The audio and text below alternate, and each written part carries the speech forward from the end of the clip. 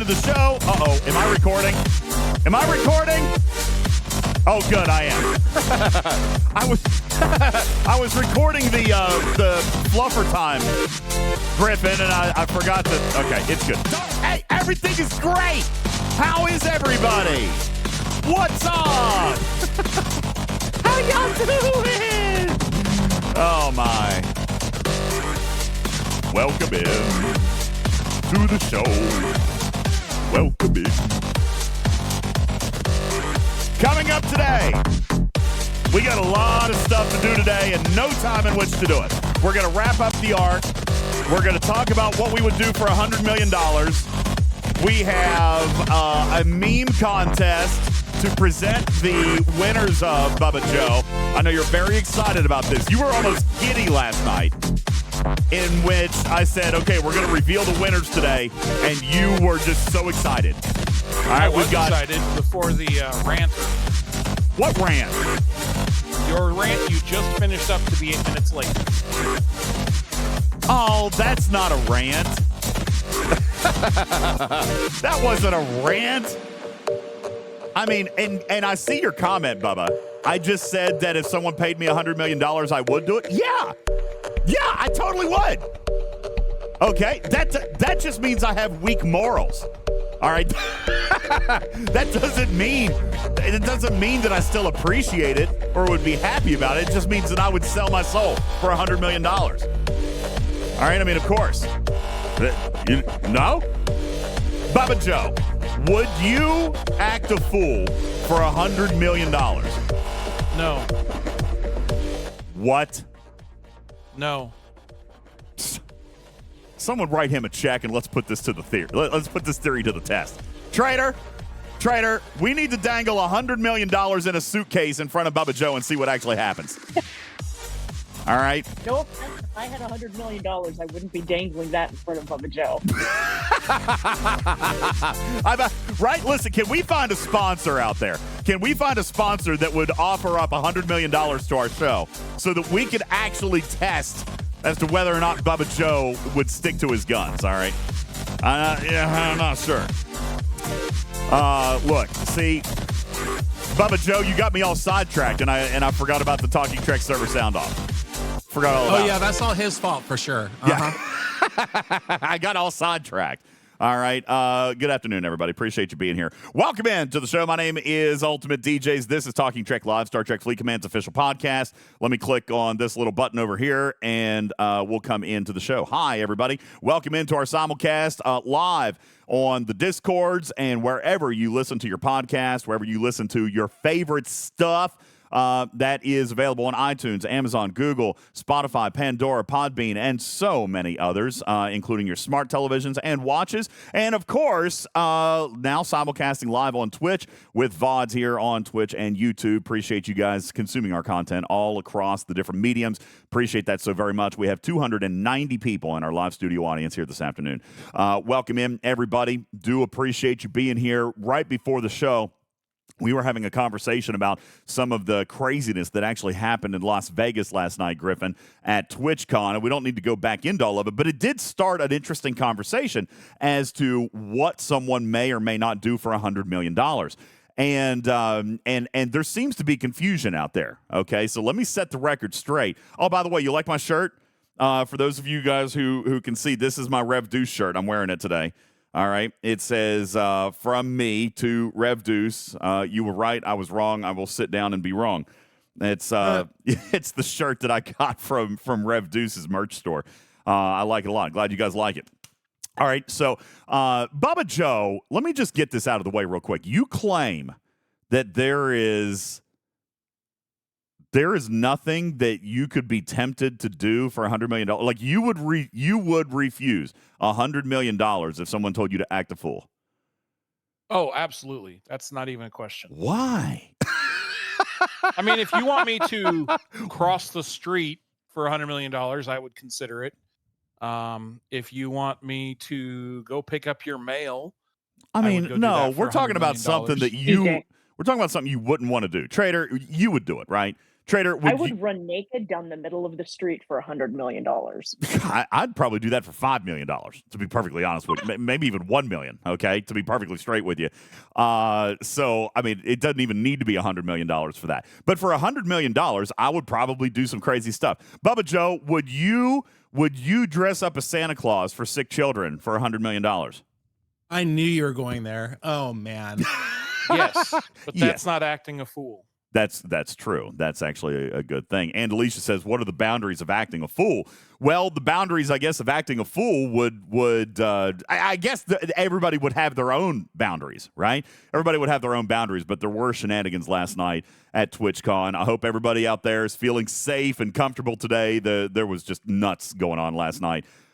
People getting arrested and people getting kicked out and police involved and threats and just violence, and it was a scary place to be, I'm sure, for last night. Griffin doesn't make me actually regret not going now.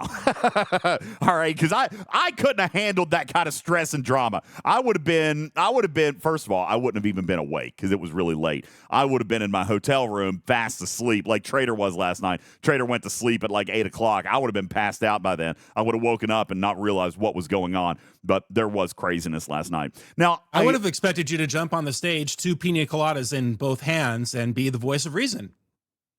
That is also a possibility. That could have potentially happened.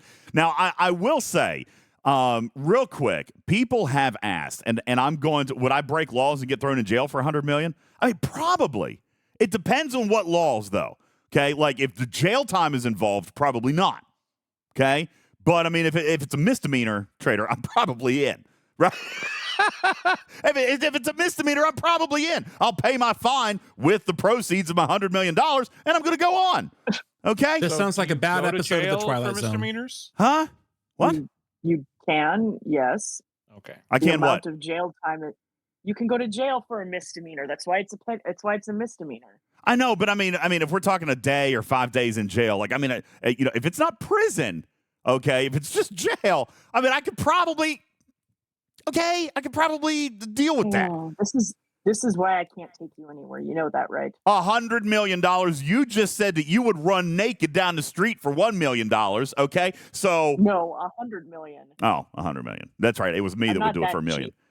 I am. Yes, correct. I am for $1 million. You want me to take a video of me running naked down the street? Pay up. Okay, I'll do it. How about that? Not to do it. $2 million not to do it. You. Okay, fine. All right. Yeah, I can go to jail for that. I mean, that's fine. So anyway, listen, the long and short of it is, and I'm going to be serious here for a moment. People have asked Griffin why, and even members of our own community are doing it, right? There's a streaming platform out there called Kick. I know Rev's done a little bit with them, and a couple of other people are doing something with them. First of all, I'm already overwhelmed. I am way over my head just trying to figure out this entire world, Griffin, and you know that firsthand because, like, I call you with dumb questions all the time. I'm not interested in trying to bite off more than I can chew, but I also, while I am publicly admitting that I have no morals when it comes to large sums of money, the thing is that, like Bubba, almost in a serious moment, if there's not $100 million on the table, I'm going to do what I feel comfortable with, right? I'm going to do what I feel comfortable with. I'm going to do what what my moral compass is going to guide me to do. And some of the stuff that I have seen from participants or actors from these other various platforms and services, it's not attractive to me in any way, shape, or form. I'm not ruling anything out. I would never say never to anything. But that is not a professional look for me. And a lot of what I try to do, while it is goofy or entertaining or comical or silly or whatever, we still try to maintain a professionalism about it. That doesn't mean it's always serious. It means it's a professional presentation. It's a professional product. Even if it's funny, silly, goofy, comedy-related, entertainment, that's fine, but it can still be a professional thing. And that, to me, has always kind of been super, super important, even all the way back to my radio days. So it's important in the Scopely Talking Trek relationship that one of us is professional. Like I said, I will be professional. I can't even say that with a straight face. I was trying, Bubba Joe. But listen, just to answer a lot of the questions, and obviously there was a ton of conversation last night about some of the craziness that went down in Las Vegas. That's not of interest to me. It's just not, and that's not. That gives me further good feelings about what I'm doing here, even if it costs a little bit more money. Right? Even if it costs a little bit more, the audience is spectacular. We have built an amazing community here, and I'm not interested in going anywhere. Can I just put that out there? Is that what people needed to hear, Griffin? I am not interested. Fair. I am not interested in going anywhere, doing anything, or putting anybody in a situation where they can't be home and comfortable with the community that we have built right here, and that makes me happy, and that makes me grateful. It goes a lot to say what your why is and why we do things, and that's the morality of it. And there's no doubt in my mind that if you did something dumb for $100 million, you would be giving most of it away the next day. So that's true. The difference. I would probably.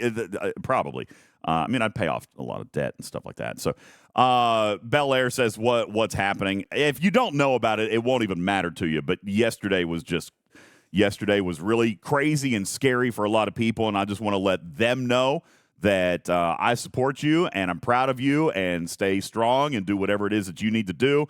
And most importantly, stay safe and be careful, all right, while you're traveling or while you're away from home or whatever it is, that you just take care of yourself, okay? And Griffin, we know a lot of people there. It's not just one person. I could probably name 10 people that I have a conversation with on a regular basis that are in Las Vegas right now. And so just be careful if you are involved in any of the mess that's going on out there right now. All right. And get back safe. And get home safe. That's the most important piece there. Thank you for reminding me to raise a shield. I will do that now. Ladies and gentlemen, it is after the opening of kind of a weird show, and on a shorter show because I've only got probably another hour and a half that I got to go. Bubba Joe, did you receive your news? I do have news for you today. I'm sure I did. Good. He's going to read it without reading it first. That's even more amazing. Ladies and gentlemen, live from all across the world, it is time for your stupid news headlines. Let's go. Stupid yes. News. Time for the news.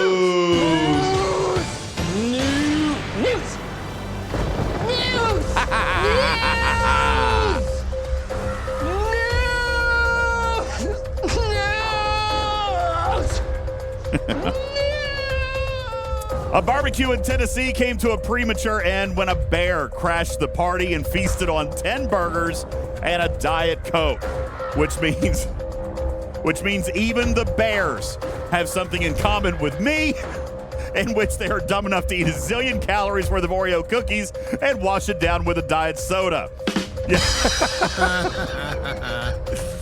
I only ate 6 more last night, Griffin. It was fine.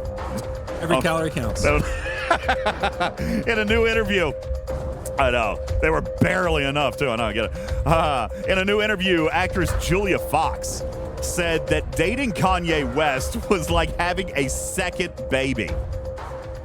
Bubba, I don't feel like that's a super fair comparison. All right, one is loud, obnoxious, tough to be around for long periods of time, and the other is just a little baby. All right, but that's not a fair thing to say. God bless. All right. Let's see. What else do we have? Martin Scorsese's new film, Killers of the Flower Moon, hit theaters this past weekend. Has anybody seen it yet? It's got Leonardo DiCaprio. Rumor has it, he said it was actually a really tough project for him. Yeah, he says it was one of the hardest films he's ever worked on, mainly because he was forced to interact with a woman above the age of 25. All right. The film also features legendary actor Robert De Niro, who was busy in between takes changing a lot of diapers and doing a lot of that these days. Besides his own, he's also got a baby to take care of as well. A library in New York got a package this past week, Bubba Joe, that recently arrived from the state of Virginia containing quite a large surprise. Yeah, an overdue book. First of all, how do they even track this? They got a package with an overdue book that had been checked out in 1933. Yes, 1933. It's absolutely amazing because, like most things in New York, the library probably just assumed it had been stolen. They never thought they were getting that back, but then it showed up. What 90 years later? 90 years later. The premise of this joke is that a library, of all places, is not keeping record books. Yes, I'll go with that. You get a drum. There you go. And lastly, everybody, before we jump into sports, a story that I wrote specifically for my brother and best friend, Bubba Joe. Wheel of Fortune fans recently slammed Pat Sajak for accepting the wrong answer on the legendary show. I thought for sure. I mean, I honest to God, I thought for sure that people didn't care about things like this anymore. But evidently, some folks take it super, super seriously. As a matter of fact, we have, I think, an audio clip from someone that somebody grabbed from some heckler in the audience at the same time that Sajak accepted the incorrect solution. Do we have that? You are wrong. Yes. Just sit down and be wrong. You are wrong. Ladies and gentlemen, it is...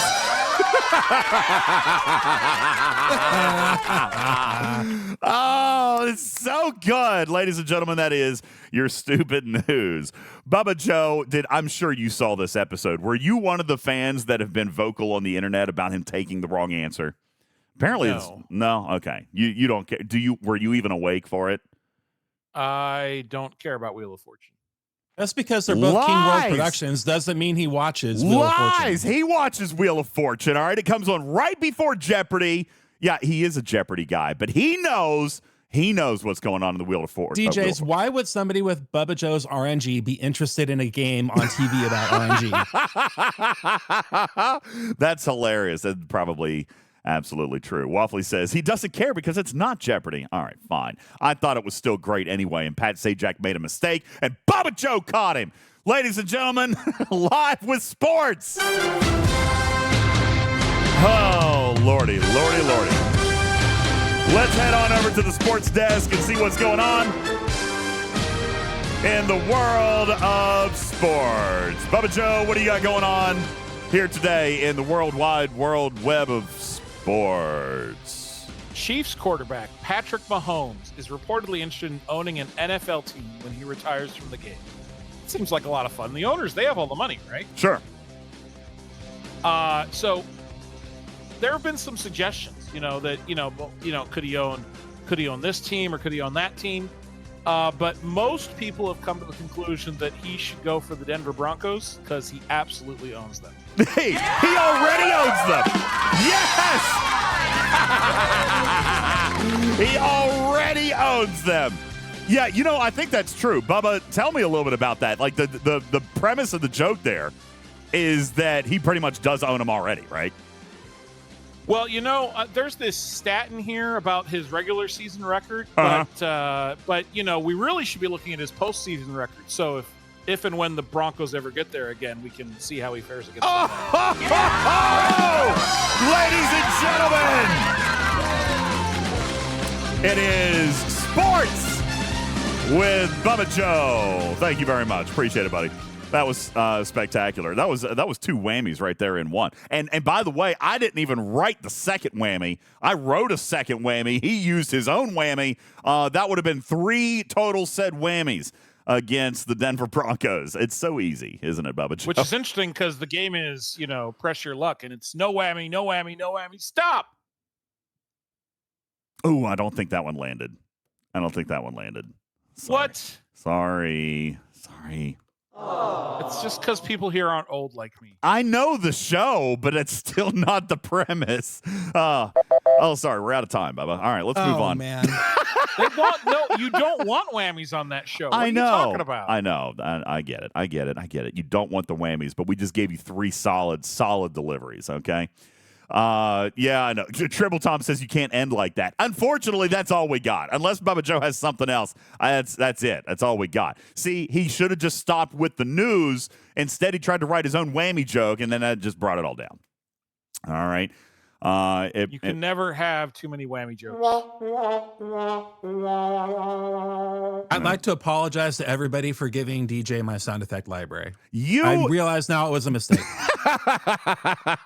You gave me all these buttons, all right? And I don't want to hear it because last night you were hitting buttons like crazy. There were a lot of buttons you were pressing last night. Speaking of, all right, let me recap a little bit about what we talked about last night. Very quickly, before we get into starting to prepare for this arc, we've got a couple of promotional things. Real quick, I do want to remind you guys about what's going on with the Christmas Angel Project. That is right over... yeah, there you go. If you're on screen, it's right up there. But the Christmas Angel Fund is off to a remarkable start, Griffin. We had set our goal for $12,000. We are at $15,800. So at the push of Griffin and Arian both, we've raised the goal to $20,000, and still, Trader, we're barely $4,000 away from that. I feel like we're going to knock that out. We probably should have gone higher. But you guys are incredible. Thank you so very much. Everything that you guys have been doing and giving is amazing. When is the deadline? Galvanox, that's just it. We still have over a month to go.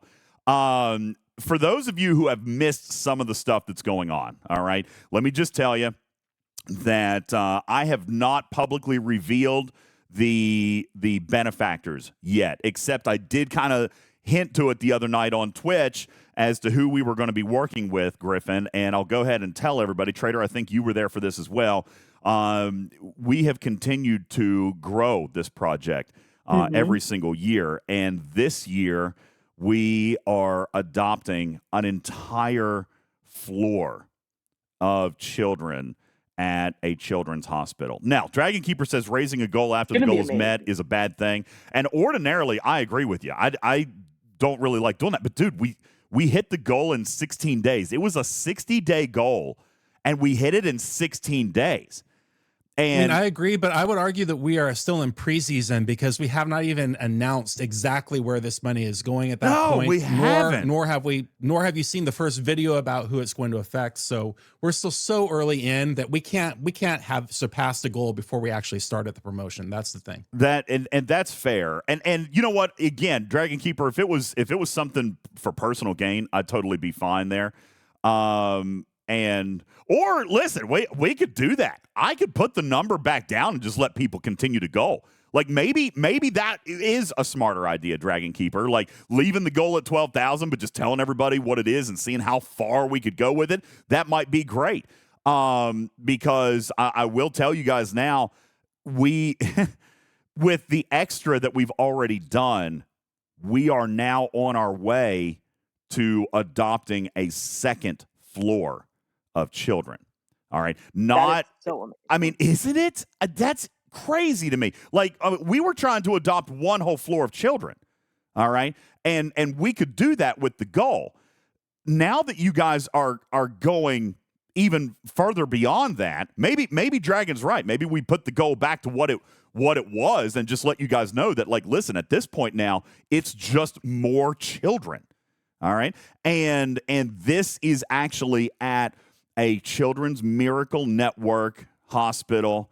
And let me just tell you, we have started to, work on the administrative stuff of this and get things organized, Griffin. As a matter of fact, let me just tell you, the emails that we're getting back and forth from this hospital, which I'm not ready to tell you guys about yet, because again, we haven't even really started everything with the promotion and all this stuff. Like, and we're going to be there. This is what's different this year. We're going to be there.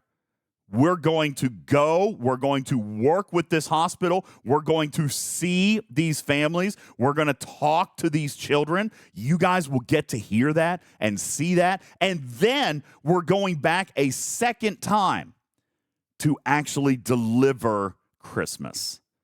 That's right. You announced all of these details on our Twitch stream on the 18th. And what all really started it off is what happened with our community member Grufford and what he decided to do with his grand prize. If you guys missed that Twitch stream, there is a YouTube video up and you can re-experience the magic of what happened a couple of nights ago. But I'm just so excited to see what how this is going to turn out this year, DJs. Yeah, I mean, it's absolutely moot. What did Gruffa do? So Gruffa, not to take anything away from the YouTube video, because you guys, you have to hear it, all right, to really feel everything that happened. But you guys know that we were giving away $2,000 with our Partner Plus promotional giveaway that we ran for July, August, and September. We were giving away $2,000. We gave away $100 to 10 players, and then we gave one player, our grand prize winner, the $1,000 giveaway. Gruffa was the winner, and he put it all back into the Christmas Angel Fund.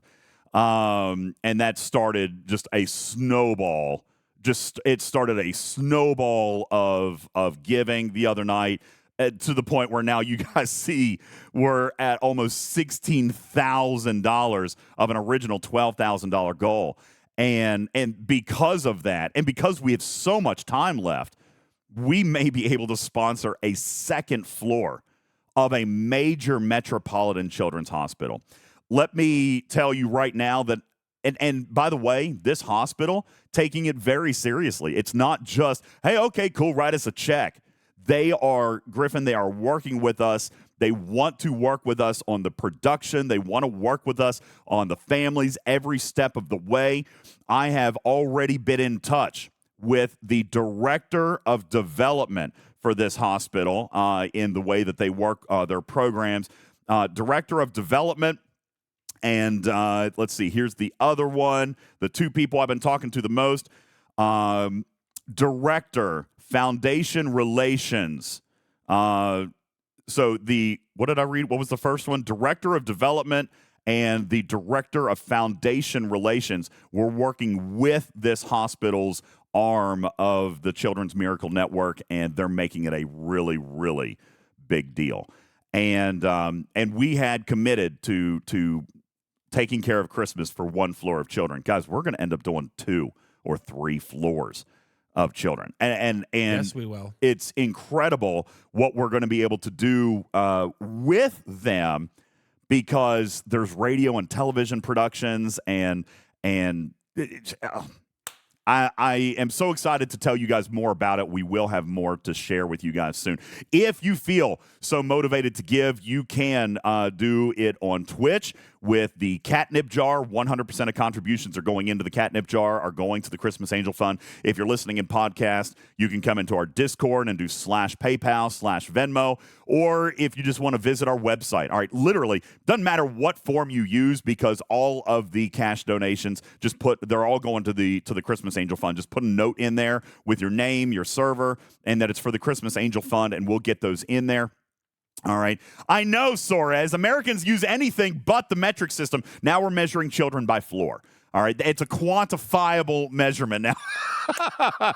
All right. Yeah, it's a quantifiable measurement. We're going to get 2 floors of children. All right. But no, it's just incredible what this community is capable of doing. And I'm really, really excited to bring you guys the footage, because we're going to be there. We're going to be there with these kids. And I'm very excited about it. I'm super excited about it. We've got some guests that'll be joining us. Griffin will be coming. Trader, I think you said that you were coming. I'm still working on Bubba Joe. Arian says she's going to come down, which makes sense, Trader, because she coordinates the entire thing. I was getting emails from people with such fancy titles, Trader. I was like, oh, yeah, I'm going to loop in Arian. She's our project director. I had to sound like we knew what we were doing here, Trader. Okay, I had to sound like we knew what we were doing.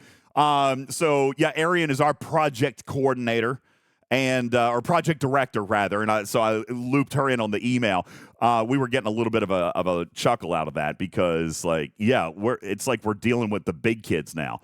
Right? Yeah, you're right, Galby. The project director is the adult in the room. 1,000% in Arian's case. All right, 1,000% not you. What is your job title? Mine is the director of excuses and passing blame. I am the director of shenanigans and ridiculousness. So, yeah, I mean, right? There we go. So, anyway, it's really, really exciting. And I'm really excited to share more details with you guys. And Trader, our next meeting with all of these people is actually tomorrow. and hopefully everything will be done tomorrow so that we can actually now begin the production, Griffin, and come out and tell these fine people, oh my gosh, what am I doing? I hit a button. Don't do that. Sorry. I hit a button on my desk. Oh, you're going up. Yeah, sorry, I didn't mean to do that. Well, no, I was moving the Smurf. Last night, Papa Smurf sent Oliver DJ some mail, and it had little Smurf figurines in it, and I was moving it, and I bumped something. So anyway, yes, fun stuff. Okay.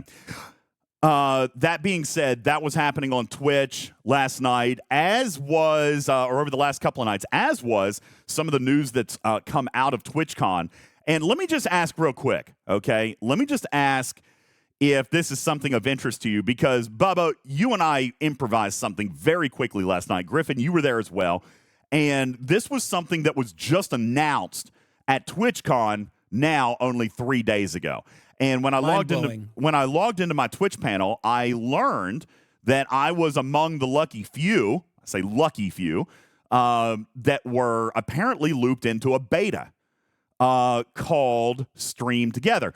Now, what this would do for the podcast is nothing, really, because you're still listening and it's still a radio show. But you know that we've recently begun the simulcast. The timing actually couldn't be better, because what this would allow us to do is to actually not only have the visual assets that you guys see if you're watching the VOD and watching on stream, like you're watching on YouTube or Twitch, but we would have the capability of piping in video from Ripper, like we did last night, from Griffin, from Bubba Joe. We had Scribbler on the show, Miss Shauna Benson last night. So it was actually really kind of a cool thing. And I started kind of wondering if that was something that would be good for the VOD replay of the podcast. Is like, for example, when Bubba Joe is presenting a point or talking, like you guys can see him instead of staring at me picking my nose, right? Galby says that sounds awesome. Well, Bubba Joe probably might need a little bit of encouragement. Bubba, you did come on. You tested it with us last night. We've got some technological things we got to work out. Is that something that's cool, though? Do you want to turn this show into not just a radio show, but like also a television show? Well, DJs, I will tell you, of the top 10 podcasts in the United States, according to iHeartMedia, 8 of the top 10 podcasts have started video on demand simulcast within the last year. So, yo, Bubba, listen, maybe what if we had an opportunity at $100 million? Would you do it then? Would you do it then? Do I get all of the $100 million? Well, no, obviously, $98 million of it's going to go to expenses. But it's going to be expenses. Soares, I promised I wasn't going to push the VOD from last night because there was a lot of shenanigans last night. So no VOD from last night. Either that or Griffin can clean it up. I can do a condensed version of it, just the beta testing of that portion. That's just clip it. doable. The beginning and the end, and maybe we could put that piece up. But there was we hung out together last night. It was not even it was a real stream, but we didn't do anything in the game. We hung out for almost, 5.5 hours, just talking, and the topics ranged from this to that. It was all kinds of craziness, and we don't need to post all that. There was some stuff that probably doesn't need to be on the internet forever. So, Bubba, we can talk about this a little bit more later, because obviously it was always a radio show. But aside from the technical glitches last night, is this not a cool concept for what we could do with our show? Is that something that you feel like could be good for this show? Because I felt like it's a neat feature that Twitch came out with.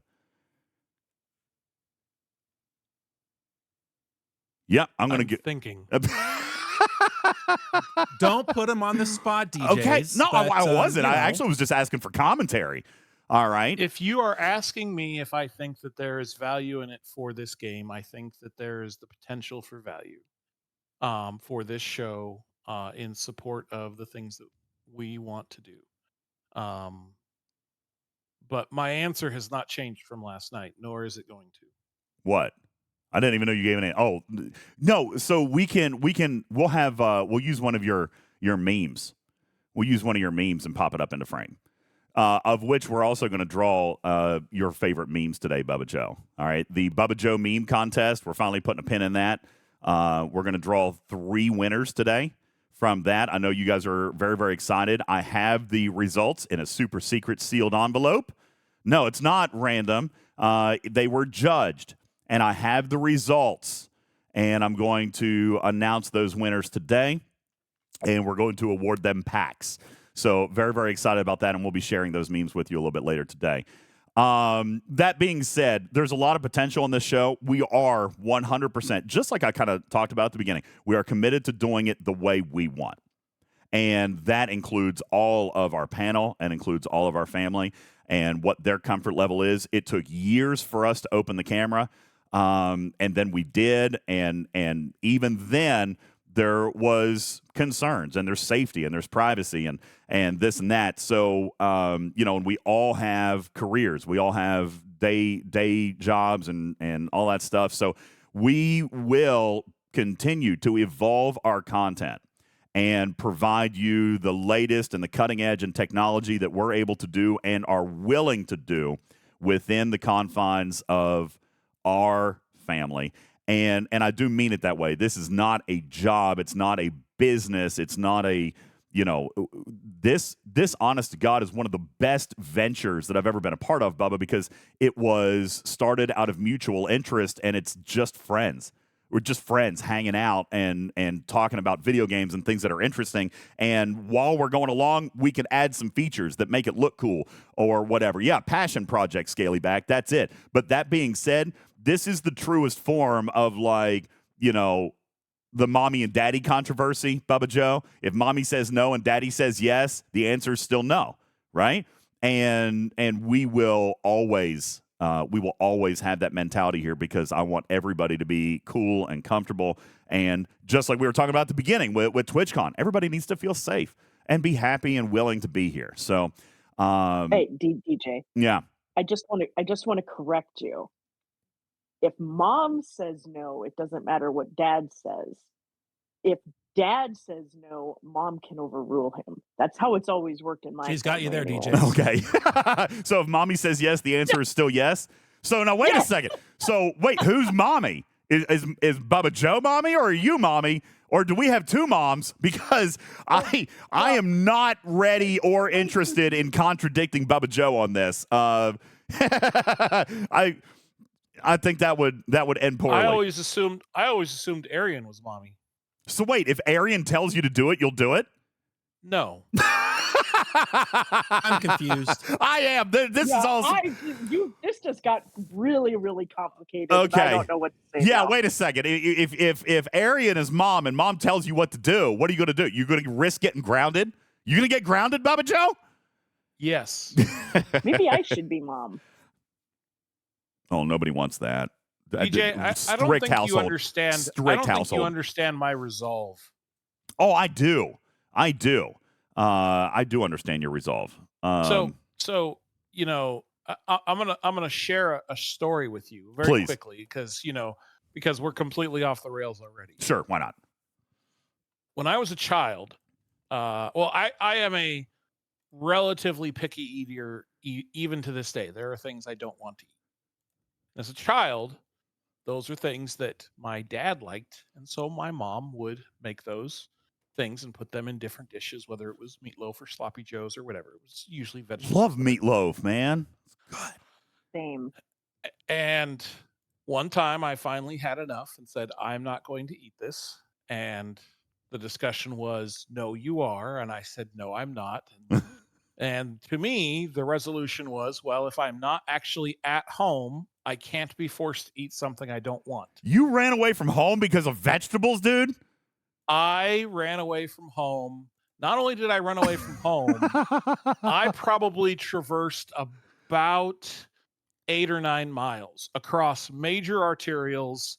I was, I think, how old were you? 8 years old.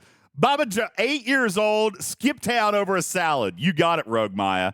He's out. Amazing. All right. Did you pack underwear, though? Because it doesn't count unless you actually pack your underwear in your clothes. Did you pack clothing? Did you take a bag? I did not pack clothing. Did you take a bag? Well, it's okay. It might not have been clothing, but did you have a bag of stuff you couldn't do without? Like maybe your favorite stuffed animal, your favorite toy of or course something? I had a bag. I had all my school books. I can't live without those. Wait, what? What did you say? School books. I took all my school books. I love you, Bubba. School books. Yeah. Does that surprise you in any way? The plot surprise no one. No, that does not surprise me in the least, Bubba. Why? The school books? That's what you Yes. couldn't live without? Was Correct. Because I was planning to go to school the next day. Exactly. Of course he was. Of course he was. Bubba. What? But not home. Bubba. You know what I did with my school books? I burned them. I am not Of course you surprised. did. Yes! I burned him. Yes! So excited about that. I just took him and I burned him. Welcome to the stage, Rip. Appreciate you being here. Ladies and gentlemen, not that anybody needs any introduction, but Ripper is here. What's up, buddy? How are you doing? Welcome into the show. How are you today? You were up late last night, this morning, / What did you eat for breakfast? Yeah, no, we haven't slept yet. Haven't slept yet. He was up until like 7 a.m. his time. Formula One is on right now. We have to sort of watch that. I Nice. guess. Okay, yeah, Formula One. Of course, you guys have heard Bubba Joe is here. Did Bubba finish his story? I don't think there was a finish to that story. I was so stubborn about salad that I ran away from home. That's literally all that's it. There's nothing else. The story. That's Yes, the story. That is the story. And he lived My happily resolution ever is after. fairly absolute. Yeah, he can hang in there. Just like his lost what is it, sunk cost fallacy? He refuses yet to give up this game because of he's stubborn. All right, like myself. This is why Bubba and I get along so well, and it's also why we viciously fight because we're both very stubborn. Trader is here. What's up, Trader? How you doing? I was better until somebody told me that nobody wanted me to be in charge around here. Now I'm sad. No, that's not why I said that. Why I said that is that this would be kind of a different place. Like, I imagine you would rule with an iron fist. There would not be democracy. There would not be Bubba Joe running out on his salad. It would be Trader with a yardstick and a shoe that she flings across the room if anybody disobeys. In fairness, we probably need like a COO or something that isn't you or me. Pick me.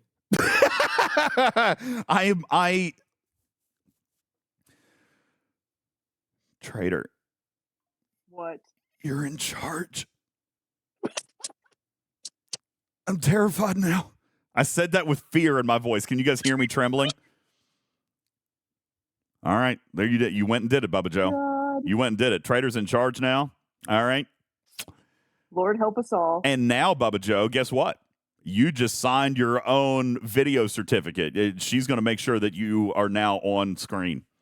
The moral of the story is that if there is no force on earth that will get me to do things I don't want to do, that means that if push comes to shove, I will leave. No, you won't. Well, let's all sit down at the mediation table for just a moment. And really, the question, Bubba Joe, is what anime's character do you want?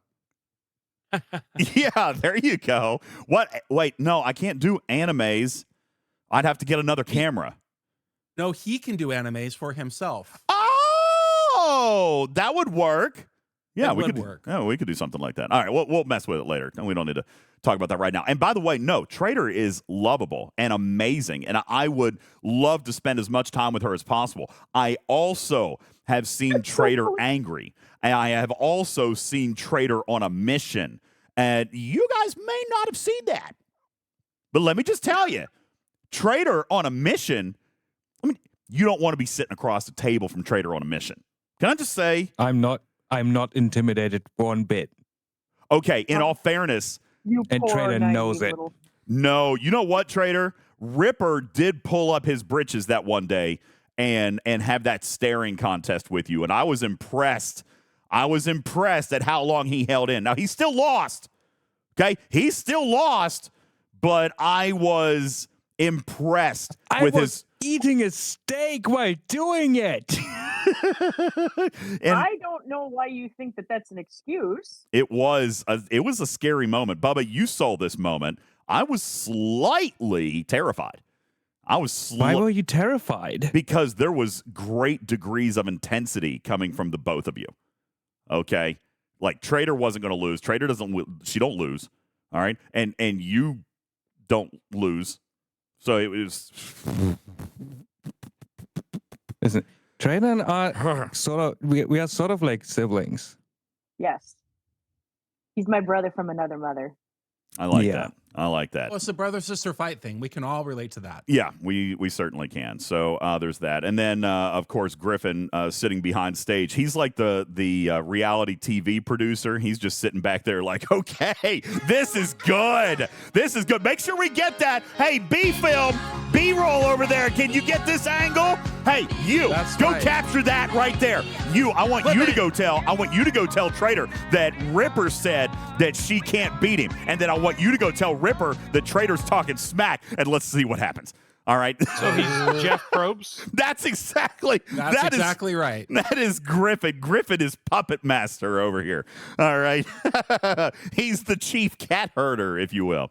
Guys, I do appreciate everybody hanging out. It's time for a commercial break. No, I'm kidding. It really actually probably is. That being said, no, I'm kidding. I just accidentally clicked something. Where'd it go? If only you put a clock in your studio, you would know if it were time for anything. I clicked something and I don't know what it's doing. Okay, that's fine. No, it's fine. Anyway, listen, we do actually have a shorter period of time today because Oliver's got baseball practice tonight. However, after we've talked about all the goofy stuff, all right, I would like to get into the game a little bit.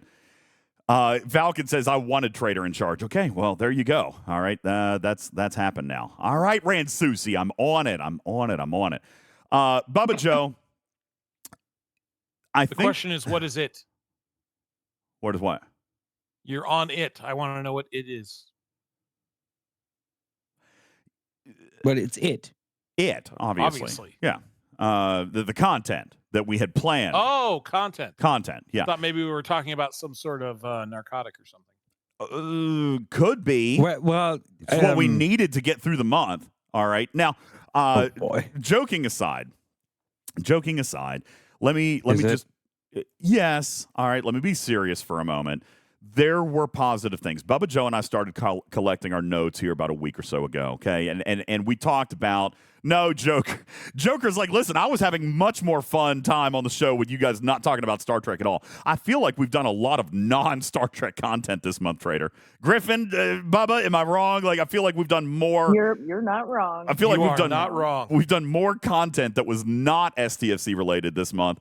And that wasn't really intended, but golly, there just wasn't much to talk about. And I know that there was, but even if you look at the new feature, the G5 Armadas, okay, there's not a whole lot to talk about there. Armadas are Armadas, especially these form. They use the same currency. They have the same credits. They pay the same stuff. You can come in. We talked about the chest one day. That's about the only thing different. These things are just an expansion. They're a step up. And the same strategies, the same crews, the same everything still works. All right? There's nothing new to teach people about these things. Okay? Galvey says this month didn't feel like a Lower Decks arc to me. I still enjoyed the missions. Here was the problem. I felt like the missions were a little bit shorter. Bubba, I know you love Lower Deck missions. All right? Is it just me, or did they actually feel... I know you said this last month, that you weren't as satisfied with the missions as you have been in the past. And I was pretty happy last month, but this month, I do feel like I'm still missing something this month. Well, I'll say that they did feel... I think you're right that they did feel a little bit shorter. Yeah. But for me, they felt more like a Lower Decks episode. Sure. They were great. I just wanted more. I wanted more, you know? But I don't think we got less than we normally get. Is that it? I mean, were the missions shorter? I think they were. I mean, we didn't have one. I don't think we had. Did we have a 10-parter? I think there were a bunch of 5-parters is what we had. Well, I don't know. And listen, in a Lower Decks month, I know that people are going to say this doesn't matter, DJs, but it kind of does, especially for the narrative guys. Bubba Joe's a narrative guy. I am also a narrative guy, and this is not a secret. You guys have known for 4 years that I read the missions. I read them all. To me, they are an extension of the show. They are an episode or a novelization or a story that goes with what we're doing in the game. I have always read them, and I enjoyed them this month, but for the first time in Lower Decks, I think I felt less satisfied. And it wasn't because of the quality of the story. It was because I needed more. I was trying to get my fix, Bubba Joe. I was trying to get a fix. Well, I think that was because there was so little else that was going on. Is that it? That makes total sense. Makes total sense. No, that makes sense. I mean, they I mean, how much effort they put into this month is like respect. I mean, even copying an avatar and selling one as epic and the other as uncommon. Identical really? graphic. Did that happen? Just different zoom level. Wait, which one are we talking about? Show me which one. Because I didn't even know that. Shax has two different avatars, but one's epic and one's uncommon, and the only difference is just the other one is zoomed in. All right, I'm looking. All right, so there's here, let me see if I can take a look here. All right, so I'm looking to see. Apparently, I've only got one. Oh, wait. Oh, gosh, there it is. Yeah, there it is. There it is. So this one and this one here. I see what you're talking about. I don't have both of them unlocked because apparently I'm a slacker. Yeah, I'll put these in the exact same thing, just one is more zoomed in. I'll put this in the graphics room for you guys to see. And this is what Ripper's talking about. These were actually sold as two different avatars. And, crazy enough, they don't even, wow. They are the exact same thing, Bubba. Yep. They're the exact same thing. I didn't even notice that. But like as you can see, I didn't have one unlocked, so I probably wouldn't have noticed. So, oh wait, what's happening? Oh, sorry. My bad. I forgot. This is what Griffin and I were tinkering with last night. Sorry about that, guys. I put them in the graphics room, and I'll show you again here real quick. Right there's one of them, and here's the other one. All right, we'll moving on quickly. Yeah, sorry about that. So yeah, a copy paste thing. Again, this just comes down to Bubba. We don't know what their capacities are, what they're working on, and it's frustrating. It's frustrating when I have to be careful here, Bubba, because I have called people out before for saying things like this. We need to take a month off so we can work on stuff. Now, when we have a month that is really, really slow, I feel like we're a little hypocritical. Because, so let me debunk this because I hate it when people bring this up. I know and it is the stupidest thing ever. So let's talk about this for just a second, please. DJ, you understand how Scopely divides its labor? Yes, I do. If they were to take all of their live ops people and say you don't have to do development of an arc for a month, do you think that helps solve any bugs any faster? If they were to take all those people and say you do not have to design an arc, what would happen? Cruzito, I'm with you. That's kind of what I'm saying. And for the record, I was not disinterested by events this month. I do think they were a little light, okay? But the events weren't my sore spot, Bubba Joe. It is indeed the feature from game design. And I'm not even saying that it's bad. It was just light, okay? Oh, see, I disagree. Like, I think that the feature that we got from game design is exactly what I would have expected to get from game design. I felt that the events were slacking significantly. I don't think that is the definition that I would use. I do think that it was a light calendar, and we've had a light calendar. Who was it? Bart, who did the last arc. His last arc was not the one before, but the one before that, right? We had Mauricio, I think, last month. I don't recall exactly, but I'm pretty sure that Bart's last month, we said the same thing, that it was a little bit lighter, but he also had new and creative events. You could tell he spent more time on the events that he wrote because they were new and fresh, okay? So I don't think the events were bad, Bubba Joe. I do think they were a little bit light with the calendar, okay? I don't disagree there. But like we did with Bart's calendar, I found a slight bit of refreshing creativity in some of these events. Like the Gold Rush event, I like I said, I was not opposed to that. Now, again, I know there was a lot of gnashing of teeth, and if there's a mathematical component that needs to be looked at there, I'm totally willing to do that. I mean, I'm not blindly defending it, but I felt like that was a very good event, and there was a lot of planning and time that went into that, and it also served a really important purpose in the grand scheme of the month. As a matter of fact, Bubba, this is something I think deserves conversation when we talk about sourcing, because I have fears. I also have respect and understanding for their business model, but I am frightened by what we saw this month. And I'm curious if anybody else feels that way. Is anybody else worried about what we saw this month with regards to Ta'ana sourcing? Because I feel like this was a test, and I feel like Why would you think this is a test? I feel like we fell for it hook, line, and sinker. Why do you think this is a test, honestly? Because we've alluded to this fact, or to this theory, Bubba, about FOMO driving sales. We've also seen them come out before and literally openly say, hey, the Cerritos didn't sell. We told you about a path. The Cerritos didn't sell. Trader, do you remember us talking about this early on? We said, man, I hope this doesn't bite us in the butt. And then they came out and said, this bit us in the butt. Yep, I remember. And it was months. Very clearly remember. It was months before they tried it again. And even when they tried it again, it still wasn't wildly successful.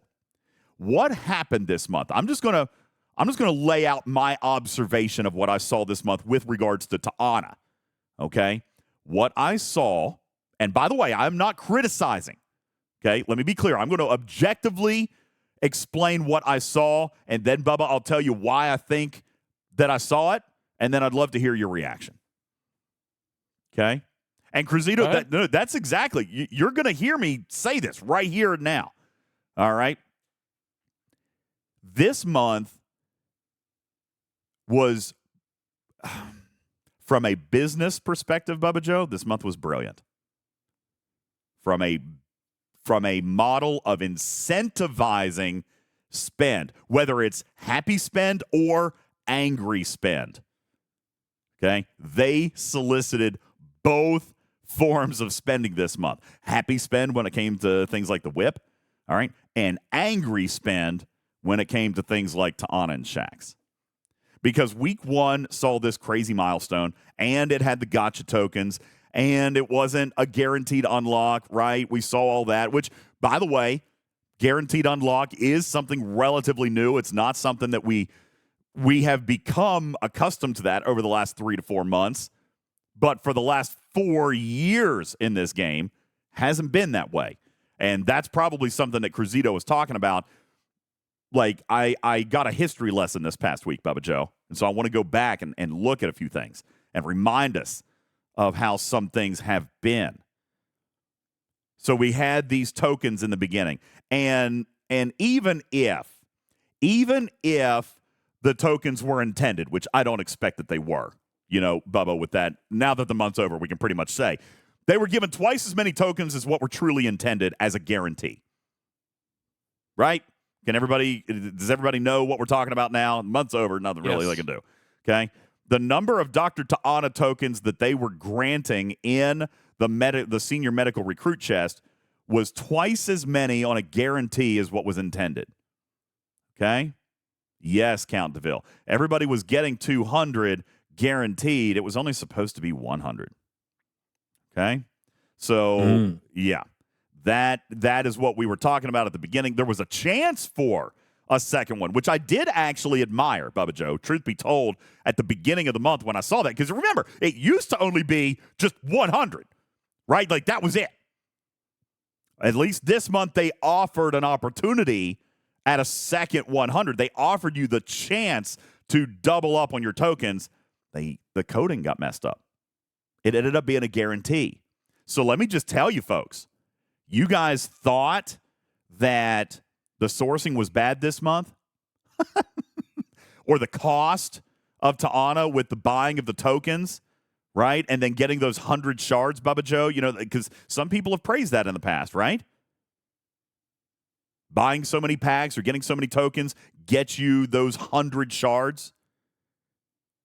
Guys, I don't think anybody praised that in the past other than having the guarantee. That's what I'm talking about. The guarantee part of it. Like, whatever, you accomplish so much, spend so much, and you get 100 shards. And what we've talked about in the past with, like, Gold Ducat was not even like a $400 investment gets you tier 1, which is typical. It was a $600 investment gets you tier 2. All but guaranteed.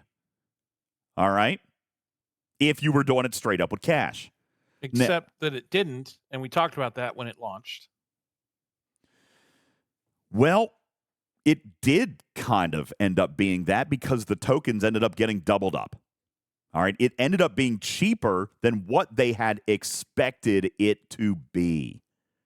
And that is concerning to me, right? That means that if they correct this, it will be harder and more expensive in future months. But not only that, there was a communication aspect of this, Bubba Joe. Now, I did come out on record and state publicly that I believed that the Gold Rush event was purely reactionary.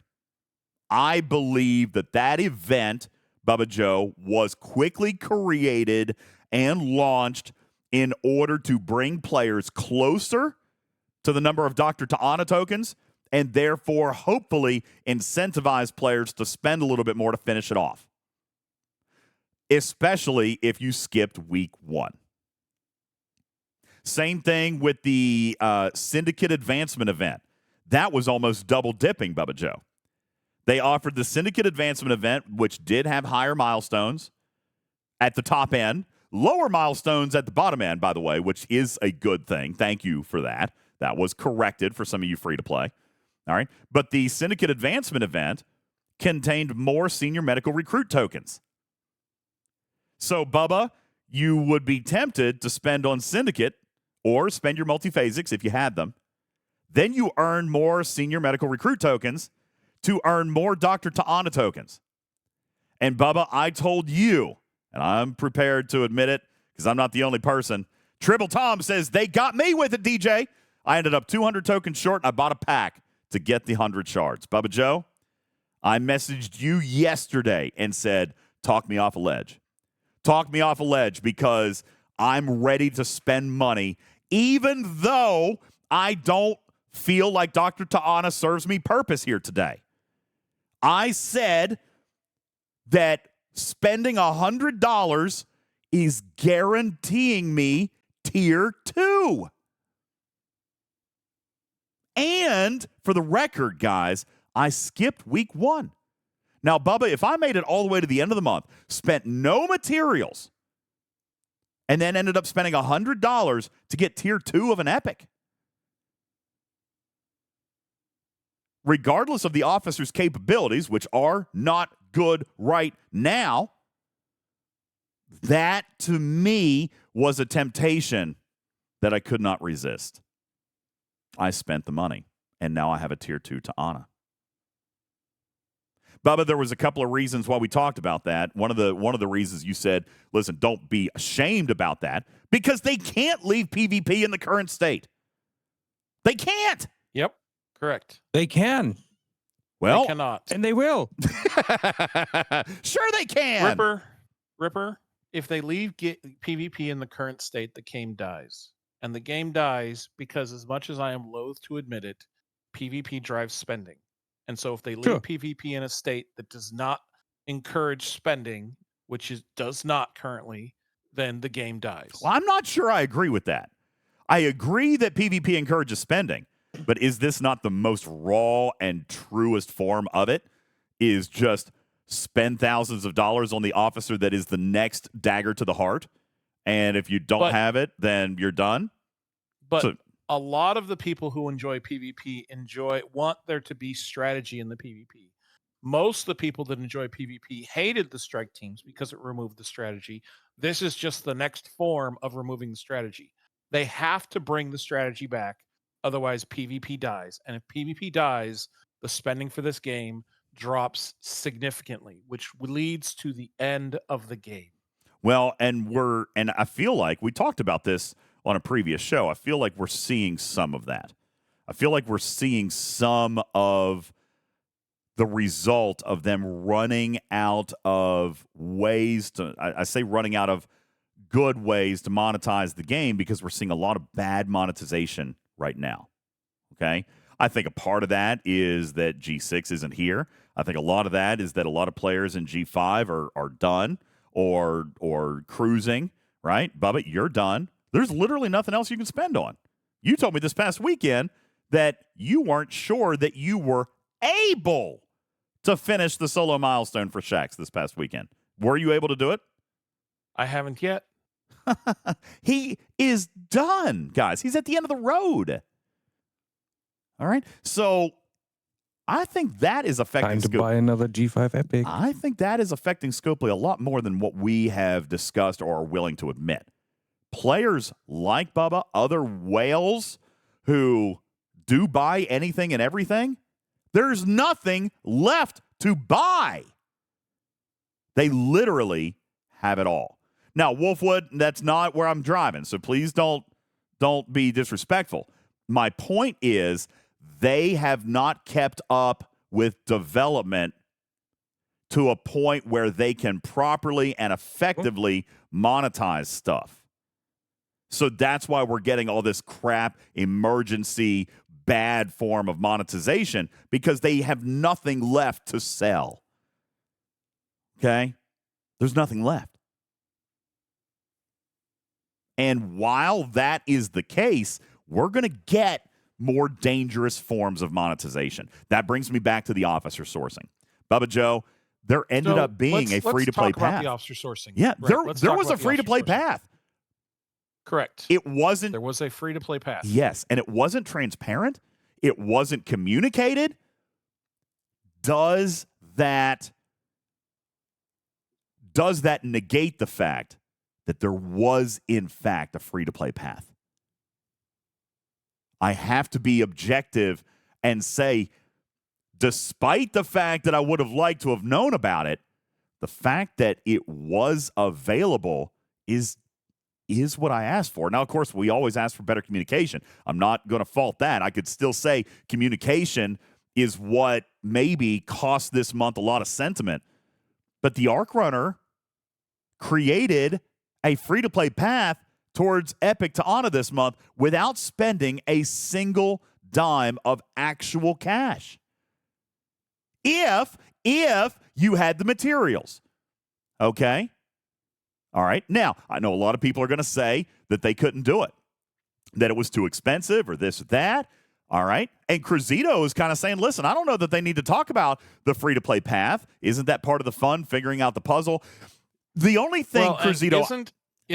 Isn't the idea of being the free-to-play and trying to maximize everything in the game, isn't part of that planning? Maximizing everything in the game? Yeah, but we've also acknowledged you can't maximize everything. You have to plan properly, and it helps to know what that roadmap looks like. Okay? But the difference is that you're saying that for a free-to-play, they have to pick and choose which month. Not which event, but they have to pick and choose which month. We're not going to have that kind of a roadmap. Scopely has never wanted to communicate anything more than very basic fundamentals of, here's a list of features that might be coming out in the next 3 months. Yeah. Right. So you're right. A free-to-play cannot compete in every material spend event. They have to prioritize which officers and material spend sourcing they want to engage in. But if they engaged in it, then they had a path to this officer.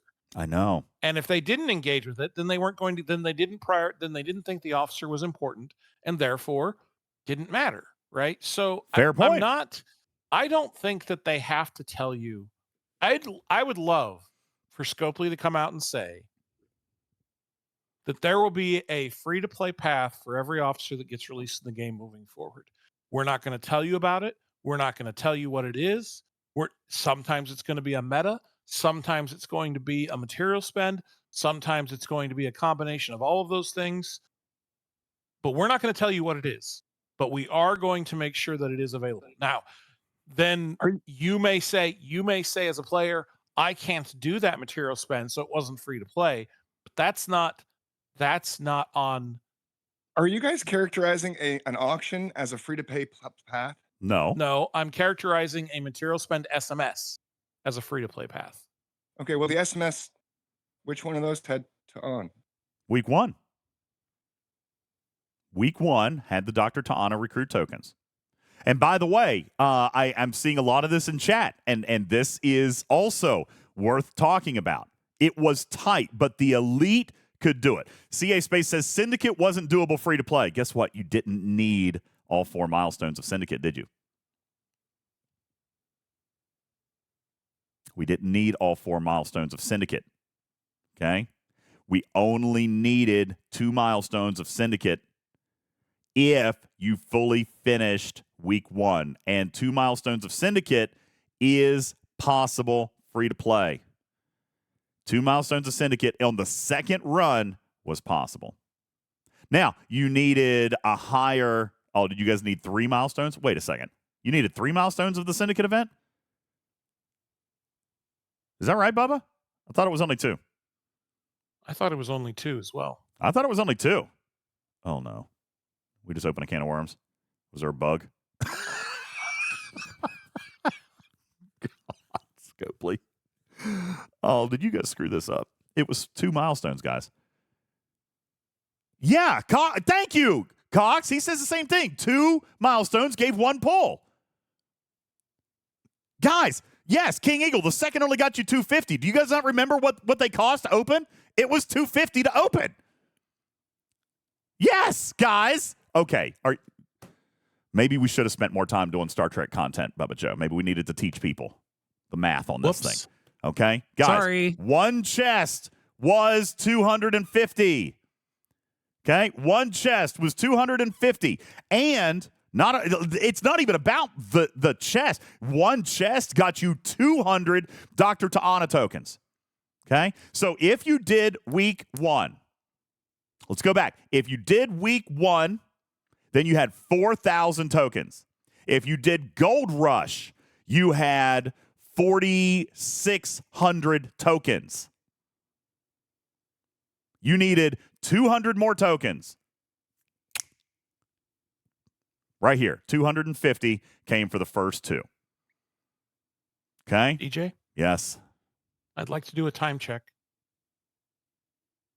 Yeah, we probably should take a break, but I might just take breaks out. I might take breaks out. It's a very short show, so let's just continue to talk. By the way, okay, Wild Boar says, I did week 1, I did Gold Rush, I did 2 milestones, I'm 200 short, you only got 40. Where are we off on this, Bubba Joe?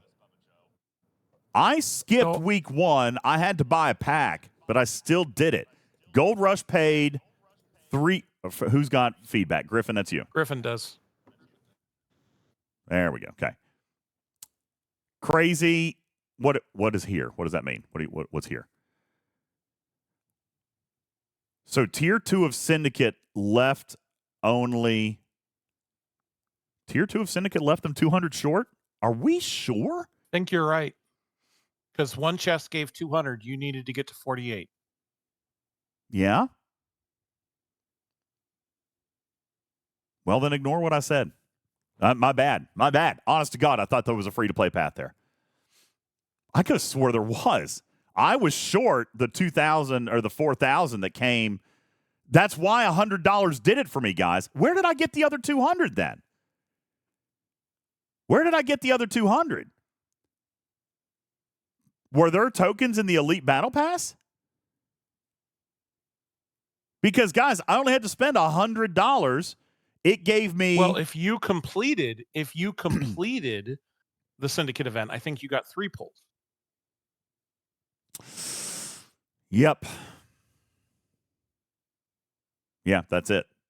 I did. I got an extra pull out of the Syndicate event because I spent multi-phasics, which are not free to play. Mm-hmm. And those are not free to play because they were multi-phasic credits. All right. Well, then I apologize. Still, this okay. But actually, it drives me. Can we talk about this for just a second, DJ? Yes, but hang on one second. This drives me back to what I was saying at the beginning that it kind of concerned me anyway. It's circling back to the model where we're not guaranteeing the unlock, right? It circles back to where we were prior to 6 months ago when we got some shards. Now, Bubba, you've never been a fan of this model, but it's how it was for 4 years, and that you just got what you got, and then you would try to finish it off in the event store. Well, hold on. Dude. I have never been a fan of this model. Oh, I know. I'm not saying. Ever since it was introduced with Ducat, I have never, ever been a fan of this model. I didn't say that you were. I didn't mean to imply that. What I'm saying is Scopely has never guaranteed an epic feature unlock in its opening month free to play. And that's actually Correct. what I was referring to. The fact that even I had to spend $100. Okay? And I did all the things except for week 1. Okay? That's my point, Cruzito. That's exactly my point. I felt like this month, the lack of communication was a strategy, in my personal opinion. I felt like they put me in a position to spend the $100 to finish the officer. I felt like I've talked about, guys, stop with Honor Guard Wharf and stop with Tendy. 2 officers out of the last 4 years of the game. Come on. There was also another one. There was 4 of 11, too, if you want to get real particular about it. All right? I'm saying that as a general rule of thumb, there are tons of you guys out there that still have officers that are not unlocked in your officer carousel. Correct? True? Is that true? Does anybody out there still not have Picard unlocked? All right. What about Gold Ducat? Of course there are. Thank you. Thank you, Major Chi. Look at this screenshot that I'm going to put into the graphics room, guys. All right, and I'm not, this is not an embarrassing thing. This is a history lesson. This is a reminder, okay? This is a reminder, guys. Because let me just tell you, I had conversations with Scopely this week. They dropped logic bombs on me, Bubba Joe, and it did not make me happy, but they were factually correct. Guys, when did we, and I know when it happened with Voyager. When did we start expecting full epic unlocks free to play each month? It happened with Voyager because they did it. But how quickly we forget. How quickly we forget. So hang on. They did it with Voyager. We said this is fantastic sourcing. We repeatedly reinforced, and the community, some of the community did not agree, but we repeatedly reinforced from this stage that this was fantastic sourcing and needed to be continued. Mm-hmm. So whether it's an expectation or not, this is not as good as that. Whether or not this is supposed to be what the future is or not what the future is or supposed to be normal, this is not as good as that. I agree with you 1,000%. But you know what happened? Let's take 1 and 1 and put them together to solve the puzzle in our brain. They were giving away officers. I say giving away through the metas. Well, let's be real careful with that.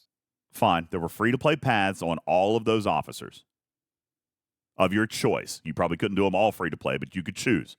All right? What happened there, and moving forward, how many months, guys, this correlation is going to blow your mind. How many months now have we had terrible feature monetization? How many? Most of you guys have said most of this calendar 48. year. Okay, so Bubba Joe's most of you guys are saying most of this year.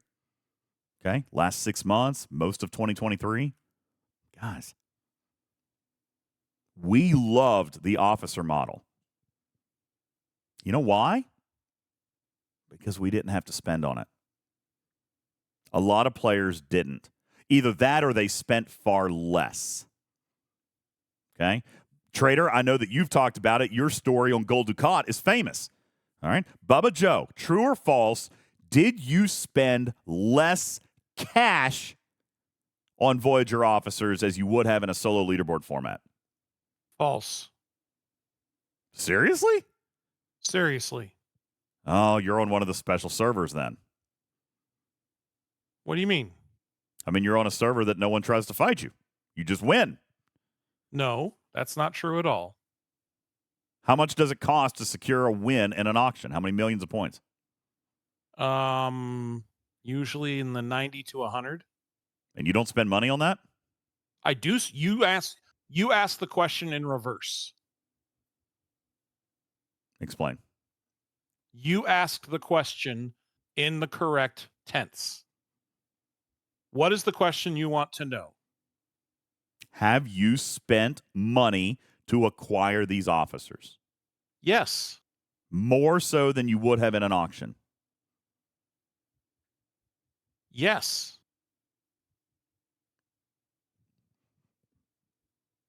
And you have every officer that you would have had in an auction? Yes. So how do your auctions go 100 million points and you're not spending? And by this officers, do you mean the lower decks officers or the Voyager officers? Because you were speaking specifically about the Voyager officers. I am. I'm talking. Yeah, I was speaking specifically about the Voyager officers where there's a solo milestone. All right. And as crazy as it sounds, maybe I was wrong. You remember when I said if the question is how much did I spend on these officers versus what I spent on Voyager officers? I spent far less on these officers. Far, far, far, far, far, far, far, far, far less. that is mind-blowing because I think you're in the minority. And I wouldn't have guessed that. I would not have guessed that, Bubba Joe, because my thinking was, and I've said this to you guys before, is that if a larger group of players spend a little bit of money as compared to a handful of players spending a boatload of money, that Scopely would do better, right? That makes sense. I've said that before. A lot of you guys have agreed with me, right? If we could get everybody spending 30 million materials worth, if we can get everybody spending 30 million materials worth as compared to 3 people spending 100 million materials worth, it's got to do better, right? Does that make sense? It didn't pan out. It didn't work that way. Cruzito, you're 100% right. It didn't work that way. The top spenders spent less, and everybody else didn't spend, just like they normally wouldn't have. That's right, Joker. People didn't spend, which is why we have such terrible monetization right now. That's why we've got so much reactionary stuff. Now, I'm not saying that the officers weren't junk. Voyager officers weren't, though. The Voyager officers were probably one of the best class of officers to come into the game since DS9. Okay? Now, I'm not going to disagree about these new runs of lower deck officers. The PvP is totally borked. All right? But the Voyager officers, 7 of 9?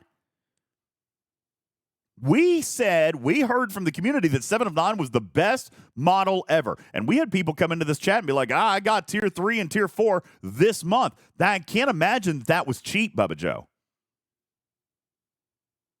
But somehow,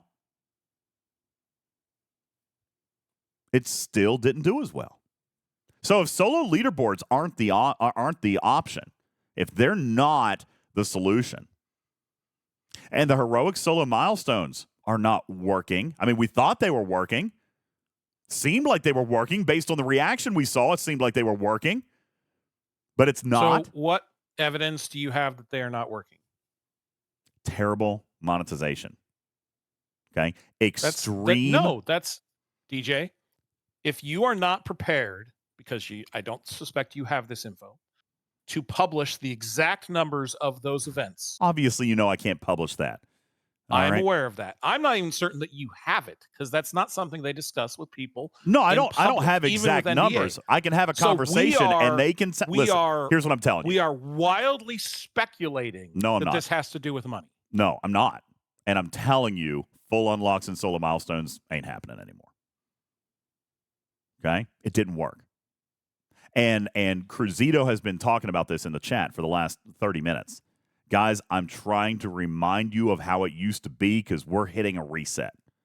Okay?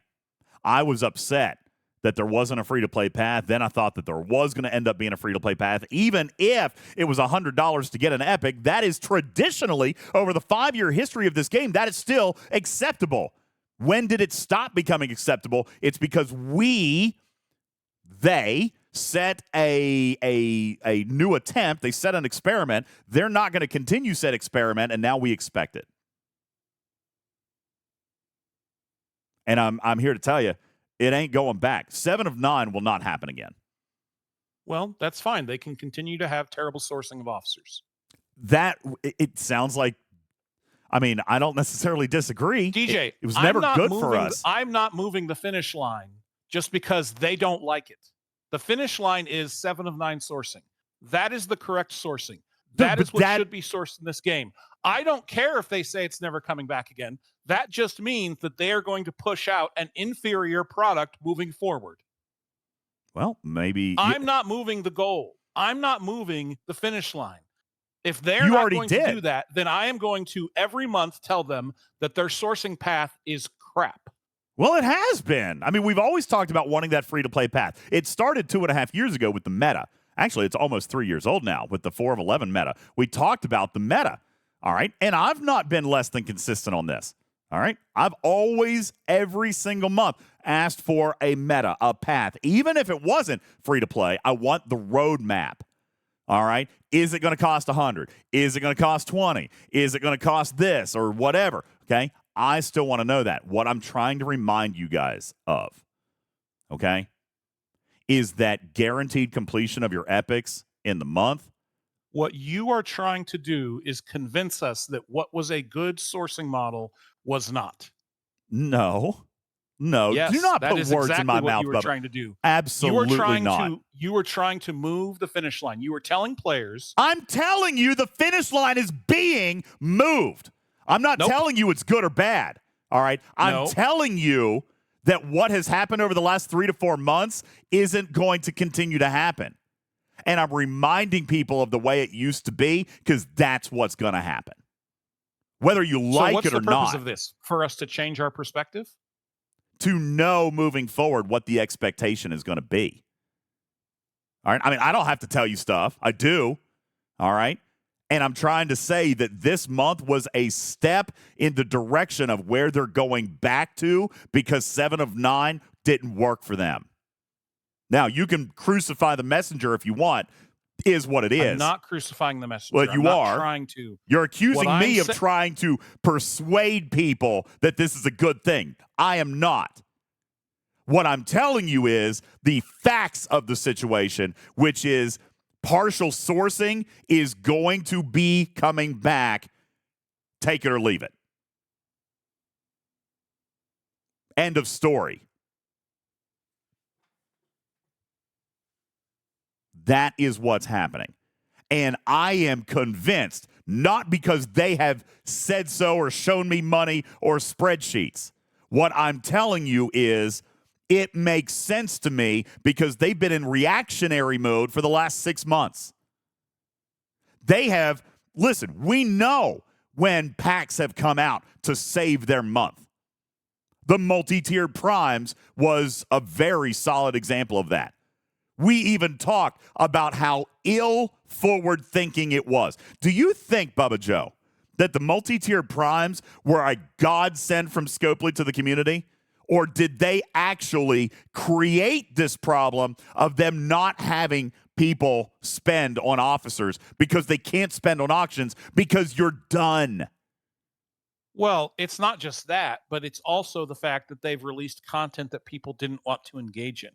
So it's the whole system, right? Yes. When you release terrible features then people don't want to buy those terrible features, whether or not they're advancing their ops, whether or not they're building new ships, whether or not they're doing any other content in the game that can help you, that will drive spending, right? But when you release terrible features, right, the only thing left to engage in is officers, if they're any good. Now, they had a few months where the officers were all really good and players wanted to engage in them. But when the features themselves are garbage, where does that leave the spending? So if you don't release content that players want, you're not going to drive spending. It's like they think these things are completely disconnected. Well, I know. And this does come back to them creating problems, selling solutions, which I think is all they've done. I don't see any evidence of long-term strategy here. Every month, Bubba, and you and I have talked about this, every month I see panic. And I see what can we sell that will save the month. And every single time that they do that, they're damaging the game in the long term. Do we agree on that? Yes. Okay. What I'm telling you is, in their mind, they are going to try to start clawing this back. And Bubba, without going into any further detail, you know even more than what I'm talking about here and now. Guys, you think that they are going to start fundamentally changing things, and they are hitting a reset button. And Bubba, just yes or no. Do you understand what I'm talking about here? Yes. Okay. It's coming. I don't know why anybody is surprised by this. Hear what I'm telling you. This last year has not worked out for them. It ain't going to continue. Hard stop. You know, it's interesting is they could, and this is a real wild and crazy idea, release better content. I know. I know it is a crazy idea. But they're throwing that idea out because basically everyone who works in Dublin is worthless. And they're going to go, well, since we can't possibly do that, we're going to force everyone to engage in the new content in some capacity. Well, I mean, that's what's happened. That's the thing. Everything has been pay to participate. Yes. All right, I mean, seriously, and for everything example, has been. DJ, are you upset about the Monavine that you purchased it? No. You think that that's useful and valuable? I do. Yes. Okay. Ask me another. Ask me another. Ask me in fairness, ask me one that I actually paid for, because Scopely gave me the Monavine. Ask me one that I actually paid for. Are you happy with Forbidden Technology tearing up the month it released? No. Okay. Are you happier with it now? Ish. Yes. To a degree. We've talked about that. A little bit. We've talked about where that stands right now. Mm-hmm. It's getting better. It's not great, but it's getting better. But on release, were you incentivized or motivated to spend? I was not. Okay. Now, if they would have released this version of Forbidden Technologies out of the gate, would you have been motivated to spend on it? More likely. Can't say for sure, but more likely, yes. Okay. Now, that's what they need to do. If you're going to release good content that you want to monetize, make it good content. And that requires that you have game designers who know what they're doing, but it also requires people who understand the game, who play the game on a regular basis, can come in and say, this feature doesn't work in this way, it needs to change. This feature doesn't work in this way, it needs to change. And sometimes that's just, there's too many clicks. Yeah. Or that failure percentage seems a little bit high. Can we do something about that? It's not necessarily always about the monetization model or the how many tier up catalysts it take to go up a tier. Sometimes it's just, I got to click 17 things to make this thing go. Is there any way this could have been a little bit better? Now, what? But they don't have that. Yeah, because they don't have anyone who actually plays the game. Well, that may be partially true. All right, they certainly don't feel like they understand the mechanics of the game. It seems like we're educating them all the time on stuff that they're doing that isn't what they want to happen. you know? And so I get that. But what I'm referring to, and let me be clear, because I can see there's people very upset at me in the chat today. You know, Bubba Joe was in the doghouse last show. Today it's my turn, I guess. Listen, you all were Bubba, you're welcome.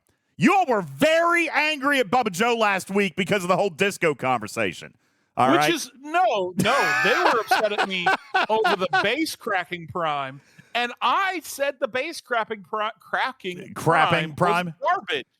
No, okay? they were upset at you about the disco. Part. No, they were mad at you about warp range. No, I took all sorts of heat all throughout the week. People are like, I can't believe you want this prime is good. I'm like, I never said the prime was good.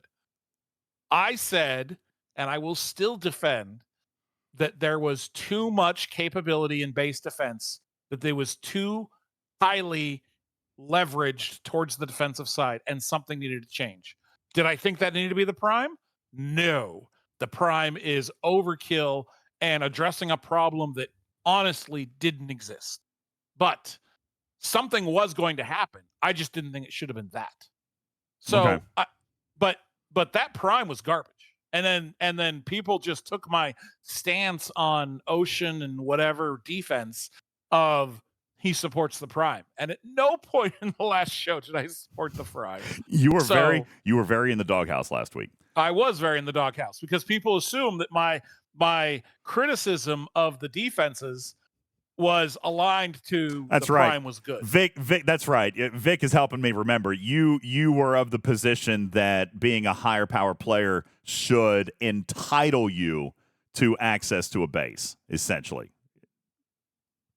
Okay, is that a dramatic way of saying it? That is a very dramatic way of saying it. But I mean, this is a progression-based game. It's always been a progression-based game. If I don't need to level up to achieve some sort of objective, and in this case, the objective being cracking your base, then why would I level up? And if I go through the effort of leveling up to get that next class of ship, and it's not better, then why did I bother leveling up? It doesn't have to be about getting better. I get it, but it used to be that you had to knock on somebody's base, let the bubble fall, and then get to work on cracking it. This is, I think, part of the problem that we're looking at even right here with officers. Let's try to tie these two together before we get ready to go. Oh, yeah. Let's try to tie these two together here in the next 5 minutes, Bubba Joe. Yeah, 4 minutes. Yeah, I know. This is what exactly has happened. Scopely has accelerated this game to the point, and maybe part of it, a teeny tiny part, could be on us for the I want it all and I want it now thing. But even Ripper has talked about battle used to go. Guys, battle used to go 30, 40, and 50 rounds. We remember that? I'm sure a lot of you don't. Okay? But this is what we're talking about. How many of you guys remember waiting for the bubble to drop and then taking your baby jellyfish and suiciding against that base 50 plus times before you got in? How many of y'all remember? Sure. It should not be about one-shotting a base. There is not a player in the game who deserves to one-shot my base. Not even you, Bubba. Can you attack me fewer times? Yes. That is why your ships get progressively better. Are you entitled to one-shot me? Nobody is. That's my argument. This game has accelerated itself right out of its damn shoes. And the officer problem is exactly the same way. They kept trying to get better and they tried new things, and we did like it. That's because we got it all, and we got it now, and we got the officers. It's not working, and now we're going to be really, really mad because we are going back to partial progression, even with these officers. And we have talked about, hang on, let me finish. We've talked about how Scopely needs to pump the brakes. Now, I'm not referring to officer sourcing specifically here, so don't take my words out of context. But we have talked about them needing to pump the brakes. Slow this crap down. Stop releasing God mode content every single month that costs money and leaves players behind. We need them to restore balance and pacing and progression and, God forbid, patience into this game. Battles need to last 30 rounds again. Bubba Joe needs to attack my base again 15 times before he gets in. But Vic would have to do it 30 times. Well, that's ridiculous. Part of the reason that I didn't bother to raid was the fact that I had to attack a base more than 5 times. No, you should not have to click on anything 15 times to achieve a result in this game. If you want to say it's the difference in between cracking 1 with 1 attack versus, say, 5, that's something. But no, not 15. Well, like, I mean, it used to be that. I mean, what about these? What about these battles? What about these wars? What about the Rialto burn where people would attack a ship 150 times to kill it? Okay, listen, I'm not saying that what I'm people are insane. Like they're playing. No, you don't get to do that, Bubba. They're playing the way that they can want to. They want to enjoy that. That's fine. They can enjoy that.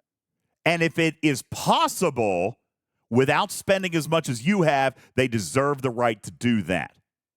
Where we have gotten off track is that the game has sold these mechanics to the point where nothing is possible anymore without spending money, which is exactly what you said a minute ago. The game is essentially paywalled now. It is pay to participate, and it didn't used to be that way. Same way with the officers. We would get partial progression, Vic. You said, what is the definition of partial progression? Here, I'm going to tell you. You're going back to 10, 20 shards in an SMS, and unless you do well in extreme competition, you're not finishing that officer until you get to the event store or buy packs. Well, if the 10 or 20 shards are back to the original milestones for 10 or 20 shards, then I'm not going to be overly upset about that. But if the 10 or 20 shards are only offered in a paid pack, then I'm going to be upset about it. Be referring to the gotchas. Is that what you're talking about? No. So if we're going back to having a weekly SMS that gives you 10 or 20 shards, okay, through material spend or Armada sourcing or ultra spend or whatever the thing is it's going to be for that SMS, okay, so that at the end of the arc, you're going to have somewhere in between 30 and 60, regardless of any sourcing from auctions, okay? That's not as good as Voyager, but it's better than what we have right now with this month. Right. Okay? Because this month was 100%. If you did not spend, you were not unlocking these officers. Agreed. And that's not acceptable. Agreed. I'd never want to see this sourcing or the Ducat sourcing or the Wayoon sourcing or any other time they've tried this, and I think those are the ones I'm calling off the top of my head. There might be another one. I never want to see this sourcing again. And you know what's crazy? This sourcing needs to die in a fire. And you know why it keeps coming back? Because it works. And this is what is mind-blowing to me. This is why I was so frustrated in a conversation earlier this week. It works because Scopely hasn't figured out how to do math. Let's accept responsibility. Scopely can be bad at a lot of things, Bubba Joe, but we're ultimately the ones who swipe our card. We cannot say that we're being forced into this stuff. You and I have both staunchly disagreed with the community on that before. Nobody forces us to do anything. They can present a product, and I can say no to that product. Nobody forces me to spend the card. Yet, time after time after time that this model comes out, as a community, we reward them for it. Maybe not in sentiment. No, we're not rewarding them. Maybe not in sentiment, but we are spending. And that's why it happens. Oh, okay. So now we're on to spend shaming. Thank you very much, DJ. No, Bubba, listen to me. No. What you just said is the whole premise of spend shaming. If we don't want something, we should not buy it, right? If we do want something, we should buy it. I don't spend shame. I tell people, if you find value in it, do it. I found value in having tier 2 of an Epic. I spent $100 on Ta'ana. I am part of the same problem that I'm complaining about here. I fell into it, Bubba Joe, just like you, just like a lot of other people. We spent on this, even though it's not a desirable model, but we still did it. AKA, we're rewarding them financially for this busted model. Now, I don't know that there's any other way to really present that. We can say that it's for the future. I can say that I'm doing it because I hope that it's going to pay me dividends down the road. I can say that I hope they fix PvP and then Ta'ana will be worth it to me. But why did I spend $100 on Ta'ana yesterday? So let me ask you something, DJ, and I know you have to go, but this is what I want to leave you on, okay? If you spent $400 trying to do well in an auction or a high-end material spend SMS where you're getting maybe half an unlock or something, spend $400 on that, and you relented and spent $100 on this unlock, how is this rewarding what they're doing?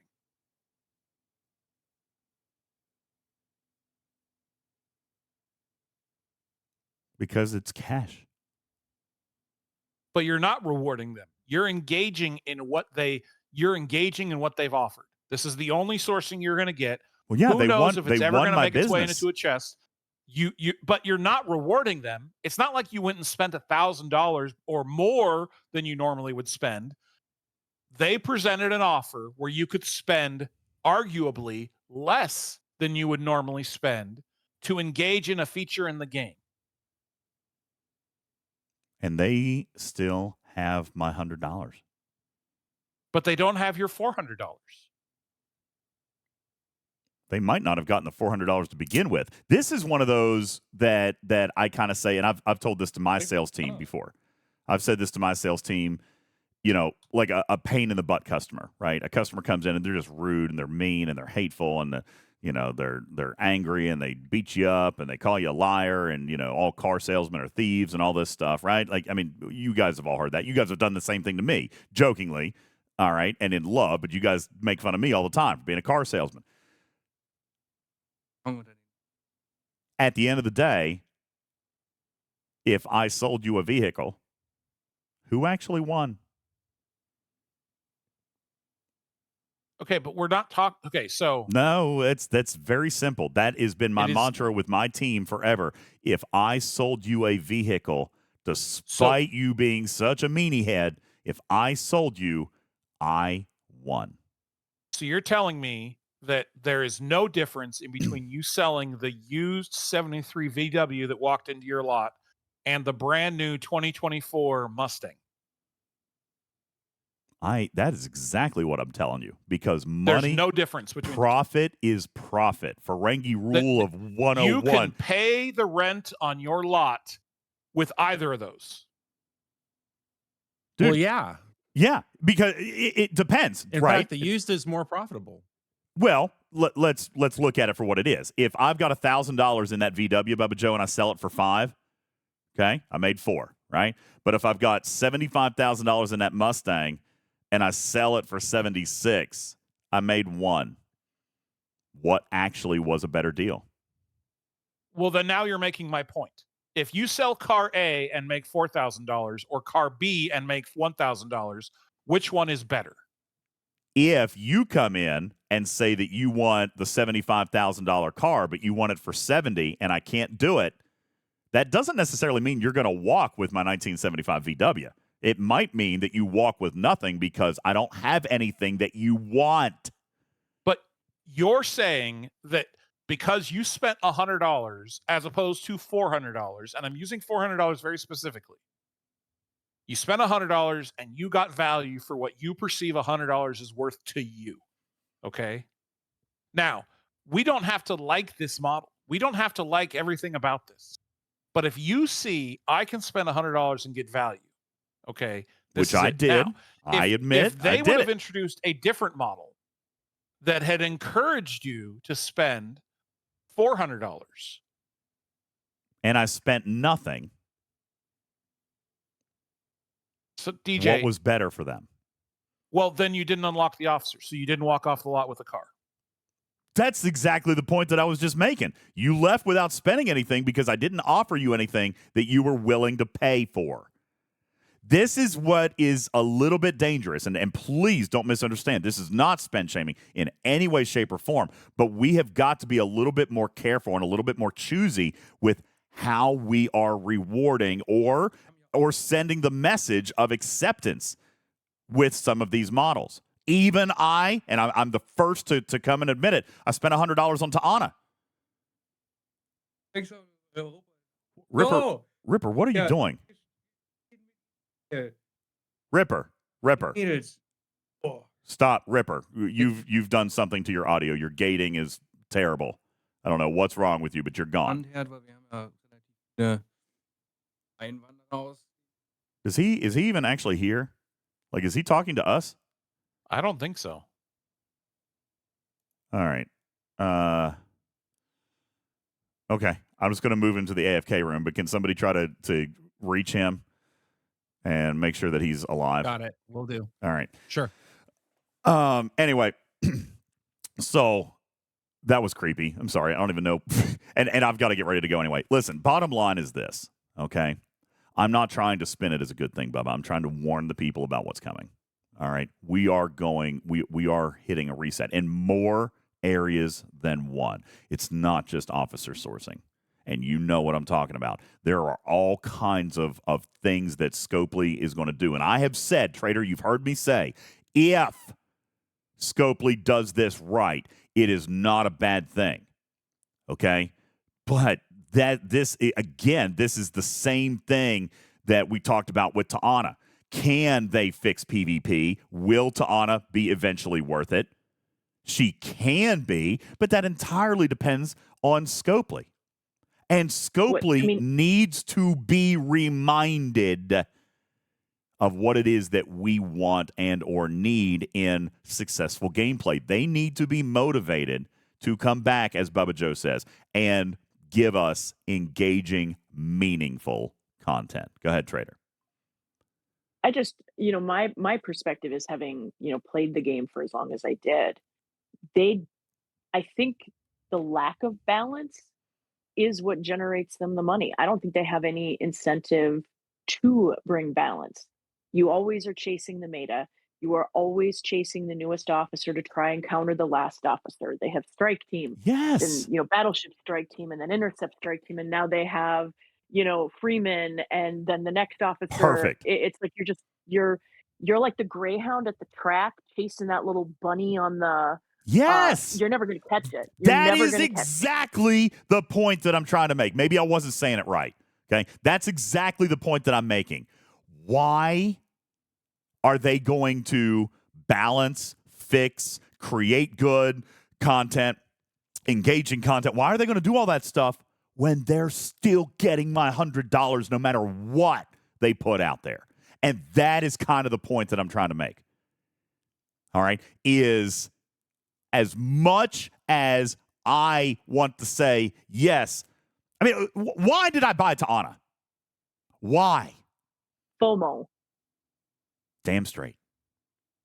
I have to fight this myself. I have to justify to myself. I bought it knowing the officer doesn't do anything today. Why did I buy it? I bought it because it's a tier 2 epic for $100. And that is based on the perceptions and based on the precedent that Scopely has laid out for me. I fell into that. Go ahead, Bubba, with the final thoughts, because we got to go. Hey, this has been just the strangest conversation. I know. Where $100 is greater than $400, and like I don't understand exactly how you've gotten to this point, okay? But this is what I want to say. I'm all for Scopely trying different things. In fact, I've pressed for them to try different things. Mhm. I want Scopely to try different things. What they need to do is remember that if they provide content and sourcing that is engaging and rewarding, players are going to be motivated to engage in it. And if they don't, then they're not. And the more that they screw up the game, the more that they disproportionately make the game a coin flip to whether you're going to accomplish something or not, the less people are going to want to engage in it. And the sooner they realize that, the more likely it is that we're going to get to the 6-year anniversary as opposed to not making it to 2024. I agree with everything you just said with one small caveat. We have agreed they don't play the game, right? The decision makers, they don't know how the game works, right? Correct. So what do you think is their model of success? I think that their model for success is to gather feedback. No. And use that feedback. How do they know that their decision making is sound? Well, evidently it's by earning $100 from a player as opposed to $400. No, it's by looking at the bottom line and saying, okay, we're still making money. And do you think that if every player that would spend $400 only spent $100, you think they're still going to make money? I don't think that's what happened. I think that's exactly what happened. I wouldn't have spent $400, but I did spend $100. So you're saying that during the months of Voyager, you did not buy any packs whatsoever. I did buy and some then packs. spend the resources from those packs during the material spend events. But I didn't buy $400 for a specific officer either. But what you're doing is engaging in the content that they've given you, which is material spend events on the weekend. Yes! My God, that's exactly it, Bubba Joe. That's it. Yes. Now I'm engaging. I fell into it. The problem is that Billy is not smart enough to realize that packs bought on a Monday, Tuesday, Wednesday, Thursday, Billy and Friday is smarter than we are think. contributing to the participation on Saturday and Sunday. Billy is smarter than we think. No, he's not. Because if he was, they would have continued with what we got during Voyager. Yet, they went back to a model that we all openly hated and despised and brought it back because why? If we didn't spend on it last time, they wouldn't have brought it back. Okay, but do you honestly think, I would love to see the numbers, and I'm never going to, but I will all but guarantee you that the spending for Ducat was a lot more than the spending for Weyoun, and the spending for Weyoun is significantly more than the spending for Ta'ana. Oh. Well, I will leave you with this, Bubba Joe. I was also surprised as hell to learn that only 6% of people had a max Vidar. I was convinced otherwise, but I was dead ass Wasn't it wrong. 12? It was 6. All right. I was convinced otherwise, and I was dead ass wrong. All right. And the crazier thing is, the craziest piece of that is we all know Ta'ana serves no purpose today. If they made that much money on Ta'ana, what incentive do they have to fix any damn thing in this game? We just spent money on a mechanic that doesn't even work. The hell is wrong with us? Me. What's wrong with me? We're human. I mean, they're preying upon the base psychological profiles of humans. I mean, that's what they're doing. I don't know, man. There's nothing more and nothing less than that. And as far as Billy from accounting, I mean, Billy from accounting doesn't care, frankly, if Trader spends $0 and Bubba Joe spends $400 and DJ spends $100, or if we all spend $200. I can't do math in my head. Yeah. He doesn't care as long as the bottom line is the same. It doesn't matter where it comes from. You're daggone right. And there are, again, not spend shaming. There are players who spend a lot of money on these new features, and that tips the balance, tips the calculations, so that people like you, DJ, who are we're never going to spend $400, but we're only going to spend $100. Yeah, but that's still $100 and more Cruzito? than you were probably planning on paying for at the beginning of the arc. Same thing. Cruzito talks about, I spent to progress, not to get to Ana, and that doesn't matter either because you still spent. Yeah. You see what I'm saying? Accounting doesn't care why they you're don't spending. care. They don't care. Just depends on what you spent. All right. So yeah, I know. So hang on. Let's make this the final thought. You got Is it, Bubba Ana Joe. broken?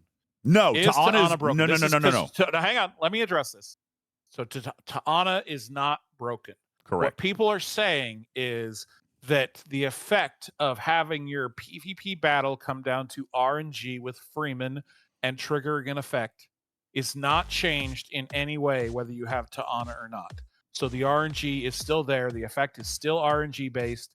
It changes literally nothing.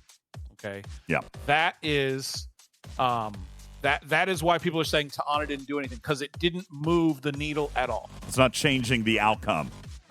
Correct. In the current state of PvP. But she does work, and she is doing what she's supposed to be doing. And if you took out, if Honor Guard Worf and Lorca were suddenly removed from the game, then she'd actually be pretty fantastic.